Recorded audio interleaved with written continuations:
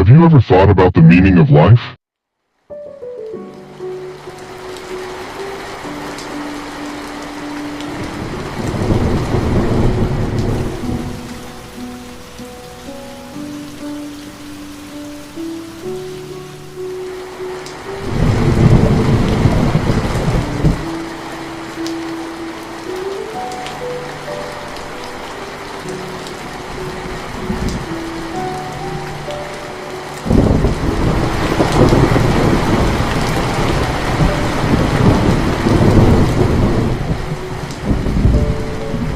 When you took your first step,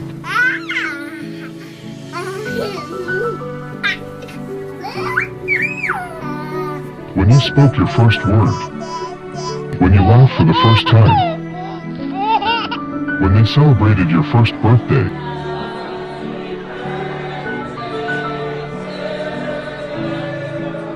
when you received your first gift, when you felt sad for the first time, when you got angry for the first time,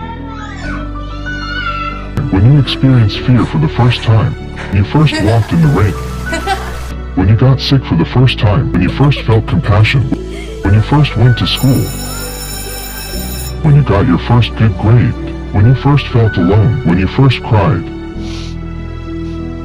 when you first fell in love, when you first entered university, when you first celebrated an achievement, when you got your first job, when you earned your first money, when you bought your first house, when you first failed, when you first had your heart broken, when you first got divorced, when you first experienced depression, when you first removed toxic people from your life, when the right person first entered your life, when hope first blossomed inside you.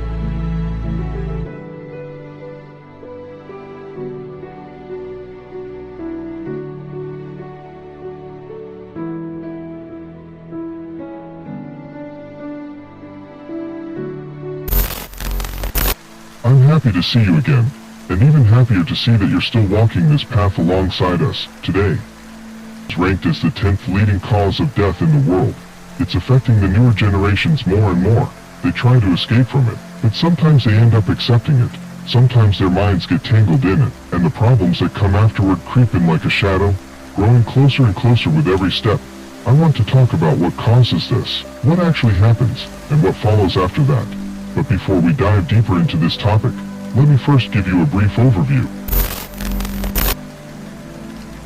Caused by various factors, leads to the intentional ending of a person's life, and brings deep emotional pain to their family, loved ones, and friends. There are many causes behind it.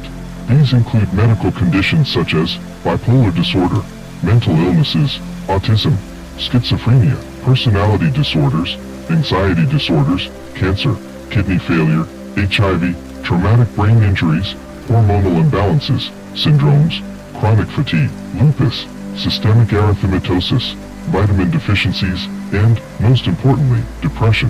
Post-traumatic or reactive depression can be triggered by events like relocation, divorce, postpartum experiences, the loss of a loved one, or losing a job. Situational or personal depression can stem from financial issues, academic problems, relationship struggles, or sleep disorders, gambling, extreme dieting, childhood bullying, loneliness, family issues, media influence, a history of in the family, existential emptiness or confusion, obesity, and even romantic novels. Yes, romantic stories, where characters take their own lives for love can, intentionally or unintentionally, glorify or romanticize, influencing vulnerable individuals to imitate such behavior. Seasonal depression also affects some people. For some, a lack of sunlight can trigger depression, while for others, excessive sunlight can have the same effect. Major depression is when someone experiences a deep sense of hopelessness, loss of interest in daily activities, and noticeable changes in behavior, sleep, and appetite, usually lasting for at least 2 weeks. Chronic depression is less intense than major depression, but long-lasting and more persistent, often staying with the person for years. From a religious perspective, is considered a major sin, and it's believed that the soul will suffer eternal punishment in hell. But personally, I believe that When someone takes their own life, their soul remains on earth, no longer a person, but a tormented shadow. I don't know if you've ever listened to the words of those who have attempted. Almost all of them, in that final moment, felt regret, wishing someone would save them, but by then, there was no way back. Also, statistics show that suicide is more common among men, while unsuccessful attempts are more frequent among women. The most common method is hanging, which is used in about 90% of cases, often accompanied by a farewell note.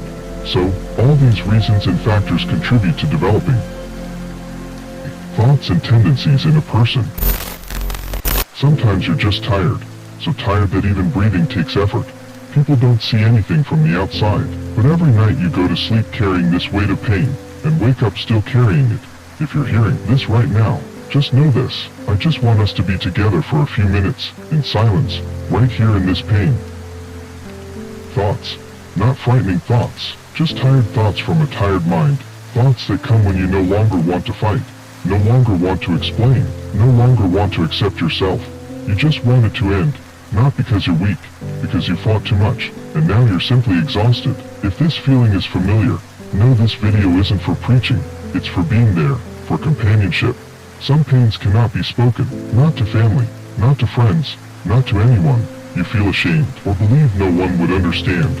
But know this, whatever it is, it matters. Even if others make it small, in you, it is immense, and this means it must be heard, not hidden. In this situation, you lose many things: sleep, focus, hope, your family, your friends, your dearest persons, and your life. But worse than all, it's yourself that gradually disappears. Sometimes you just want someone to say, I understand, you matter to me, exactly as you are. And if there's no one to say it, I'm saying it now. I understand, you matter to me, exactly as you are. To anyone watching this video, you matter to us. You are never weak for asking for help. On the contrary, admitting you're not okay takes courage, and getting help is like oxygen, not because you are broken, but because to be human means to sometimes break, to sometimes be exhausted. It's okay if you go to a counselor. It's okay if you cry. It's okay if you're tired of life. It's okay if you hug your parents tightly and shed tears. It's okay if you go to your loved ones and let them know pieces of your sorrow. The problem is when you endure this pain alone. Some days, even brushing teeth is too much. Getting up from bed is a big task, and well, if today you only manage to drink a sip of water, or just listen to this video, know that this too means you're alive, and being alive itself is. Just stay a little longer, exactly as you are. Love yourself, accept yourself, and appreciate your small successes. Day isn't a decision you make in one night. It's a wearing down process that's taken years, and rebuilding takes just as long. You have the right to be tired, the right to be angry, to have no energy. But even if you don't believe it, there are still places you can go. People who want to listen. Maybe you haven't met them yet, but they're out there. You're not alone. God always listens to you, and has protected you through all troubles, even ones your soul doesn't know about. I make this video, so maybe just one could have made a difference for one of you. For me, this is a big step, that on one hard night you might feel you're not alone. You might be in darkness now. Maybe no one understands what's happening in your heart, but I'm here, and I say this very seriously. You matter, not because you should be useful, not because you should be special. You matter just because you exist, and I hope some part of you is still willing to stay, to not fall on your knees, and stand on your feet. Even if tears pour from your eyes without stopping, I still have hope for you, because you look for change but do nothing, because you wait for a miracle, but when you do nothing, no miracle will happen for you. I don't want to say life will become easy. I don't want to promise tomorrow will be better, or today's pain will fade. I just want to say, there's still time. There are still moments that can be calm, small, but real, and most importantly, you're still here, and as long as you're here, there's still something to say, feel, change.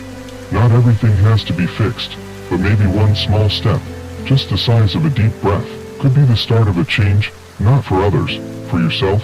You can't change all the past, you can't erase all the pains, but one thing is still in your control. This life, yourself, your choice, your path, your change, your destiny, because maybe destiny was already written for you, us and everyone, and now we're seeking the reason for this destined path. Or maybe destiny isn't a pre-written book, because it's a path that our morals, our actions, the things you do in yourself cause the writing of your destiny's threads and create it, because nothing is impossible until someone does it.